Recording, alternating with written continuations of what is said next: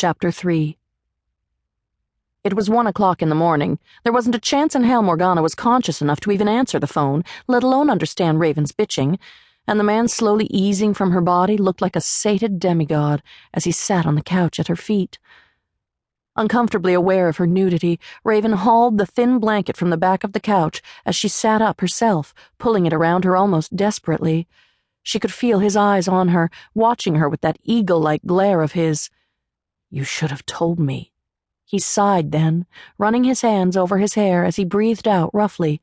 "You weren't supposed to be a virgin, Raven."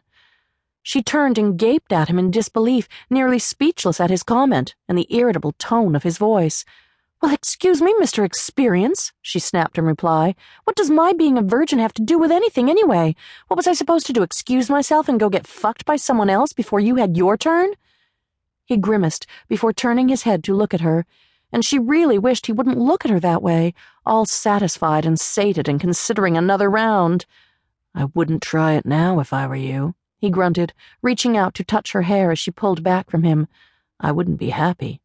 "And your happiness matters, of course." She rolled her eyes at that. She ached in places she had never known existed, a deep, pleasant ache. She wanted to curl up on the couch and sleep for a week, to relish the bone-deep feeling of completion that she couldn't extinguish. Damn him, he should come with a warning sign. He didn't answer, merely watched her, and that was more nerve-wracking than the sound of his voice. He could always do that to her. Look at her as though he saw into her soul, or he was a part of her soul. She shivered at the thought. "I'm going to bed." She pushed herself to her feet, wondering if she could actually walk now. God, I must have been insane. She wavered as she stood, forcing her legs to steady, wishing she could force the ache building in her chest to go away as easily as she made her legs obey her. Holding the blanket to her tightly, she made the first step. "I don't think so." He stood up, placing himself in front of her, giving her an up-close view of that gorgeous chest as he did so. She could feel their combined juices easing from her pussy now, dampening her thighs, reminding her of the pleasure of moments before. That memory sent a shiver racing down her spine and a coil of heat building in the pit of her stomach again. His hands gripped her upper arms, his fingers caressing her sensitive skin as she lifted her gaze to his. "Reno," she swallowed tightly. "We need to think about this. I need to think about it." She couldn't deal with him now. She had to make sense of this. She had to find her bearings. This was Reno, for God's sake. She had known him all her life, lusted after him since she was 15, and shed tears for him while he was on assignment. This was the only man who could break her heart, who could destroy her soul. He snorted in reply to her desperate words. "Yeah, like I'm going to give you a chance to come up with excuses to run from me." The world spun around her as he lifted her into his arms, turned, and headed for the staircase.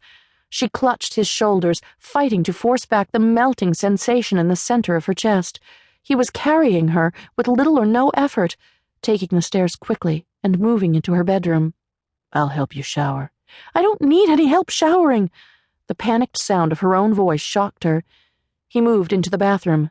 "Then I want to sleep with you, Raven. Just sleep. I want to hold you close and feel you breathing against me." He set her on her feet, his hands cupping her face, lifting it until he could stare down at her intently. "I'm not going to let you go tonight." She shivered. She tried not to, but she couldn't help it. She had known he was bossy, dominant, a man who knew what he wanted and how to get it. She just hadn't expected that phenomenal will of his to turn on her in quite this manner. "You forget. I've run for a reason." Her hands gripped his wrists as she stared up at him. "We'll break each other's hearts, Reno." She could see the exhaustion marking his face, clearer now than it had been before. A haunting hunger filled his gaze, and Raven knew in the bottom of her soul that she wasn't going to deny him. For now, for this moment, he needed her. Surely for the short amount of time he would be here she could protect her heart. Couldn't she? "This is a good idea, Raven." He lowered his head, his lips whispering over hers. The kiss was soothing, calming. Emotions raged just beneath it, subtle but intense. Emotions she refused to delve into. "One of these days your bossiness is going to get you into trouble," she warned him.